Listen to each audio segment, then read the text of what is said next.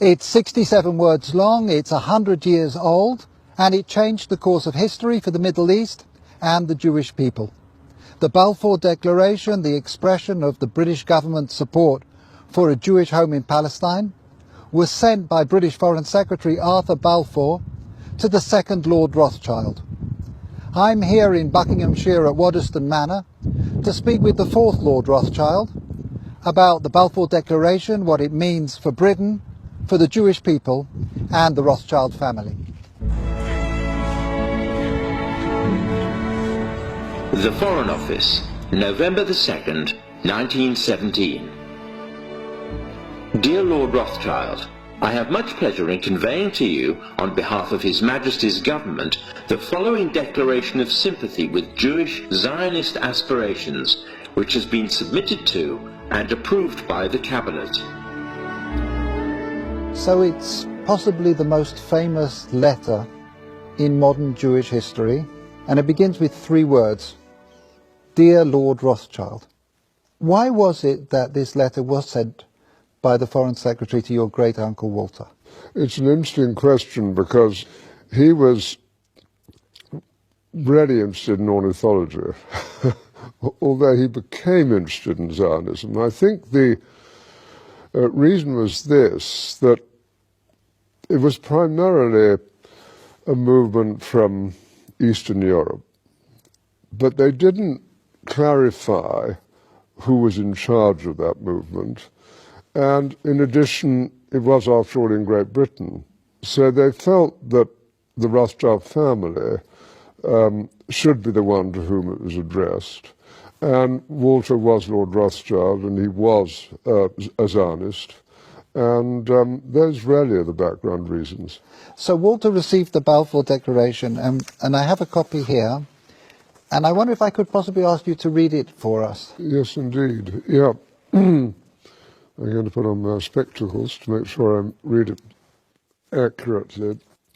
His Majesty's Government view with favour the establishment of Palestine as a national home for the Jewish people, and will use their best endeavours to facilitate the achievement of this object, it being clearly understood that nothing shall be done which may prejudice the civil and religious rights of existing non-Jewish communities in Palestine, or the rights and political status enjoyed by Jews in any other country. I should be grateful if you would bring this declaration to the knowledge of the Zionist Federation. Yours, Arthur Balfour.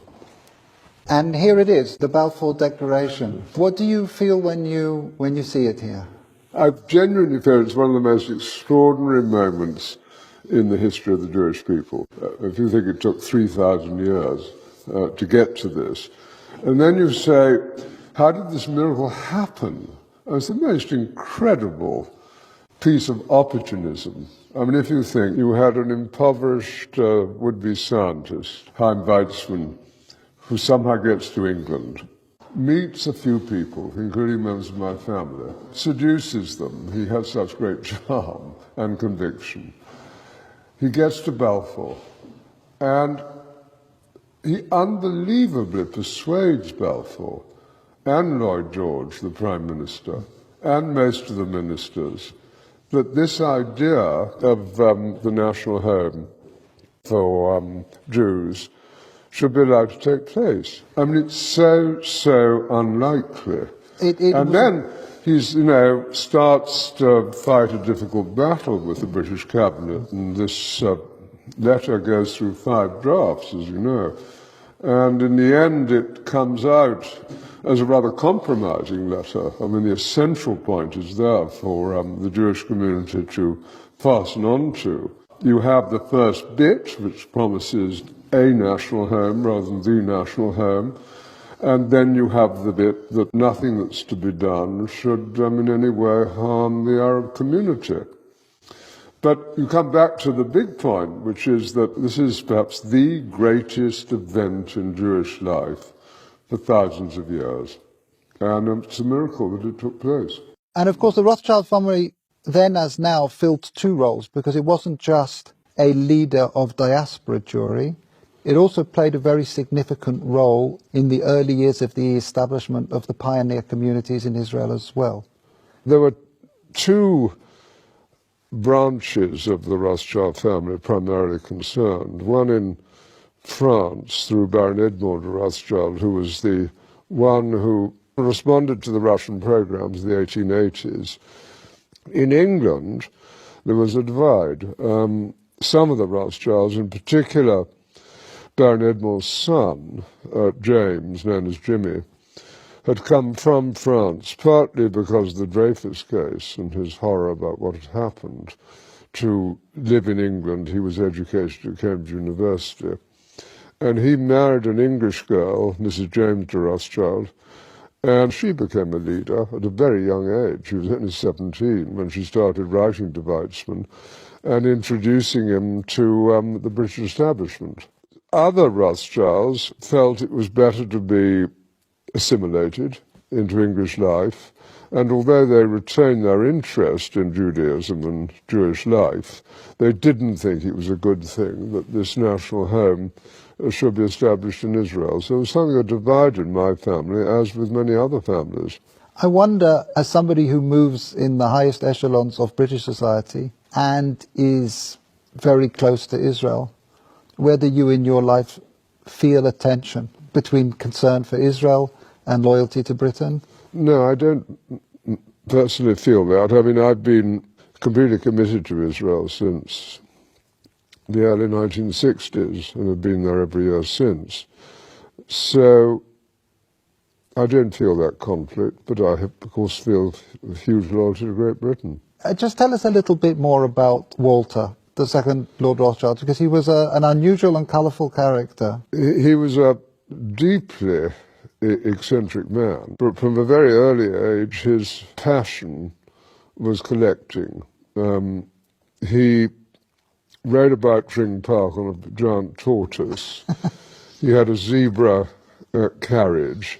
A carriage pulled by zebras. Yes.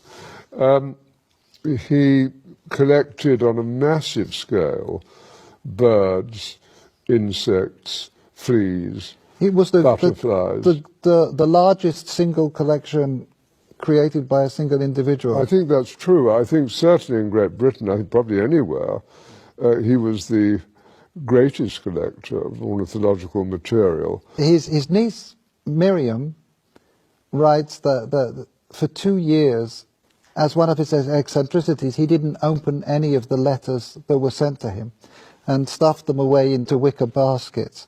And it does make you wonder what would have happened if the Balfour Declaration, the letter, had been one of those letters that he'd actually, Yes, stuffed.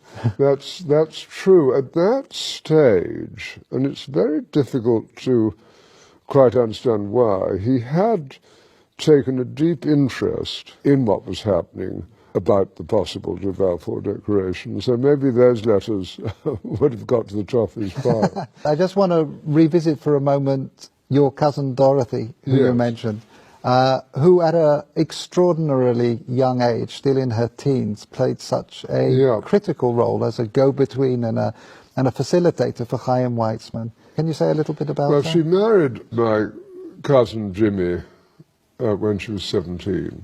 So this is your cousin Dorothy, Dolly. Yep, Mrs. James de Rothschild. And from her teenage years onwards, she was a major supporter of Israel, wasn't she? Major supporter. I mean, she worshipped her husband, who'd been deeply committed, son of Baron Edmond. It was due to him, I think, that she became interested. But once she became interested, she became passionately interested. After his death, she became even more committed. She just wanted to carry out his wishes and what he cared deeply about. And then she had her own personality, a deeply good human being who was quite unselfish. She devoted herself to this place, to Israel, and to a few friends, and had a wonderful life.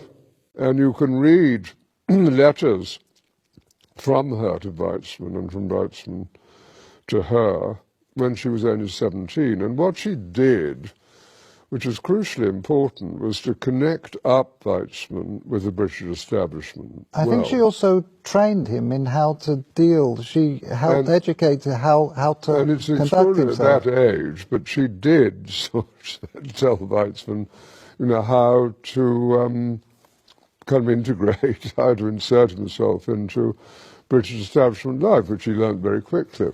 So I'm here in the Waddesdon Manor archives, where there is a treasure trove of remarkable documents from the time of the Balfour Declaration. We have the correspondence here between the teenage Dorothy and her husband James, and it's really a love story.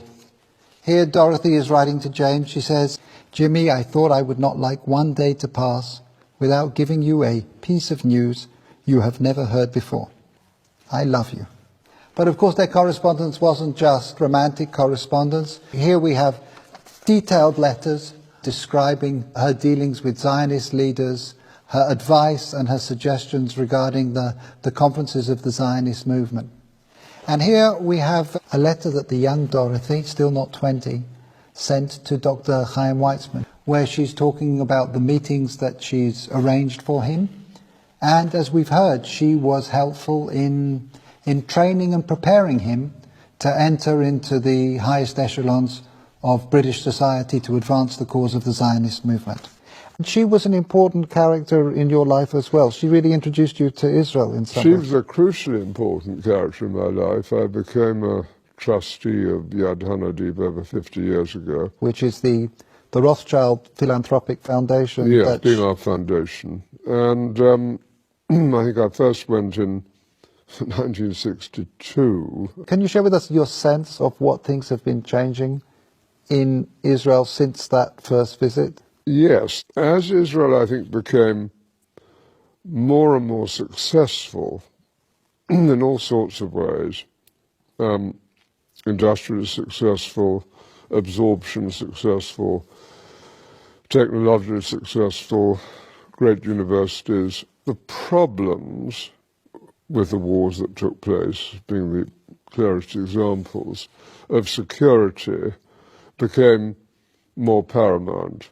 And so you did see a shift in Israel from kind of the liberal Western place that it had been in the early 60s to something of a very different character. And you also have a shift, of course, between communities in Israel. I mean, Israel is a patchwork of different immigrants from different countries. And you have the religious, you have the non-religious, you have a town like Tel Aviv, which is attractive to the kind of business community, to what I would call ordinary city life. And then you have Jerusalem, which remains a very religious city and full of conflict between Arab neighbors and itself. Those internal issues within the fabric of Israeli society are one of the main focuses of Yad Hanadiv.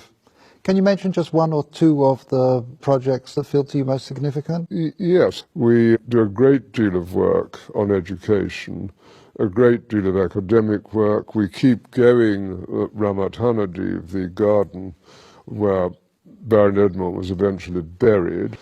We're on the point of building the new National Library of Israel. Two unexpected ones, perhaps. If you take the Orthodox community, it's important that they have employment. And we're trying to develop programs which it's possible for them to undertake. Similarly, you have a problem with Arab unemployment, and we set up jointly with the government employment centres to facilitate greater employment of Arabs within Israel. And so we're an active foundation trying to help with these fissures in Israeli life and to do some good. And we're sitting here looking forward to the 100th anniversary of this significant letter. If I can just ask you to think about the next centennial, 100 years' time, and just maybe share some of your hopes, your aspirations about where Israel will be? What does one hope for? One, of course, hopes for a peaceful relationship with Israel's neighbours, and that's going to be the most difficult matter of all to achieve. But even now you can see, with the disarray in the Middle East and the importance of relationships that Israel is developing, not only with Jordan, but also with Egypt and indeed with Saudi Arabia, even if they're not publicized because of the Sunni-Shiite war, there's hope.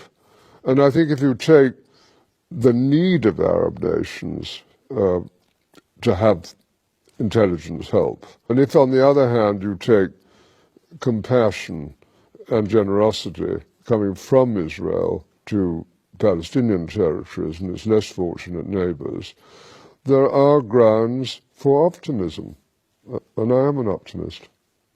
Lord Rothschild, thank you very much indeed. No, thank you.